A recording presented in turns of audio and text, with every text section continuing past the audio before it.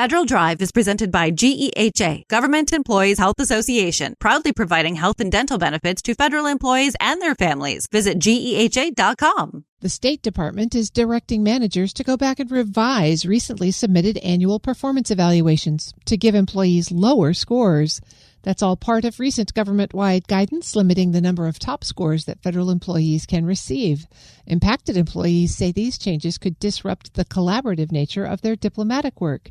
Federal News Network's Jory Heckman is here with more insight. Jory, thanks for joining me. Hey, Terry. Great to be here. What is the new policy for federal employee performance evaluations? I mean, I guess across all agencies to start. Right. So this does affect all agencies. This is coming down from the Office of Personnel Management. They released a proposed rule back in February that would limit how many federal employees can receive the highest rankings on their annual performance reviews. And just by way of an introduction here, typically, these agencies work on a 1 to 5 system, 1 being the lowest, 5 being outstanding.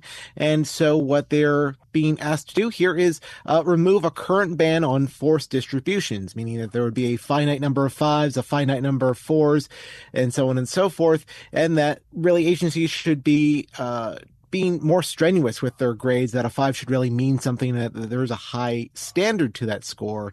OPM says that this will hold federal employees to be more rigorous with their scoring, and that ultimately there will be more of a pay-for-performance type rollout from there. What does this look like at the State Department? Is it feeling different there?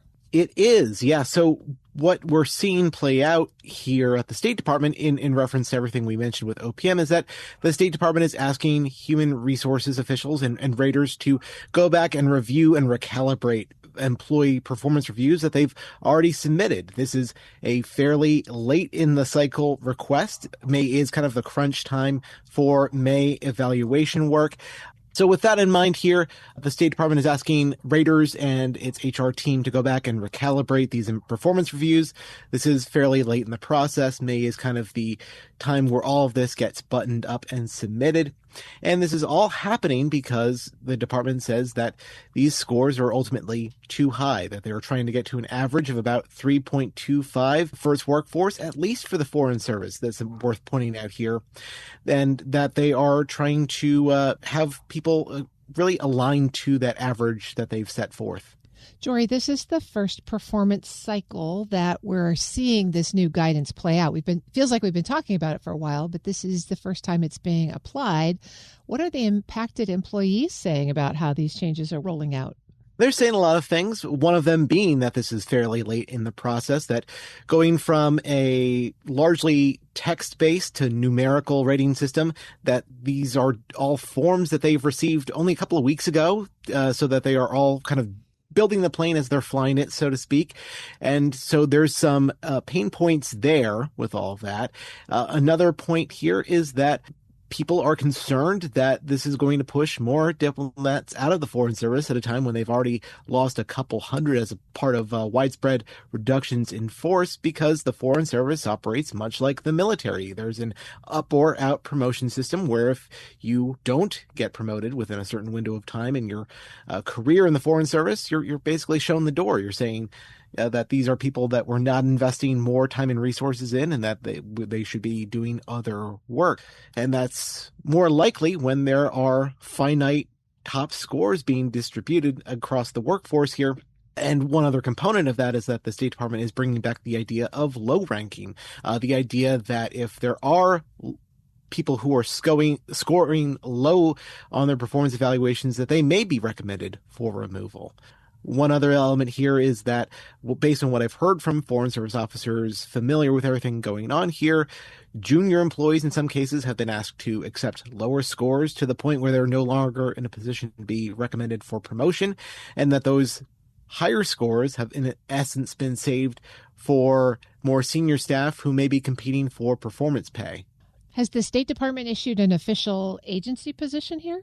The State Department did not get back to me in terms of requests for comments for this story, but I did see a number of emails that really outline the State Department's position on all of this. One dating back to the end of March, Undersecretary for Management Jason Evans said that in recognition of OPM's guidance that a 3 A fully successful rating, a 3 out of 5, would be considered the standard baseline for performance across all criteria that Foreign Service employees are being graded on, and that in some cases, entire posts may not have any employees that score a 5. He says that's to be expected, and that ultimately this is all about addressing grade inflation. Everyone I spoke to for the story did concede that some of that does happen or did happen under the old system, and that they are trying to ultimately crack down on grade inflation, making sure that a 5 really does mean something, and that it is an indicator that these are kind of the future leaders of the department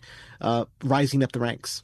The State Department does have a pretty active advocacy support group around its workforce. What is that group saying about this approach? You're right about that. We did hear from the American Foreign Service Association about all these changes. They're concerned. They raise issue with this being happening fairly last minute in the process. They say that these were last minute changes to the employee review process. They were poorly conceived, poorly communicated, and deeply disruptive. That's AFSA saying all of this.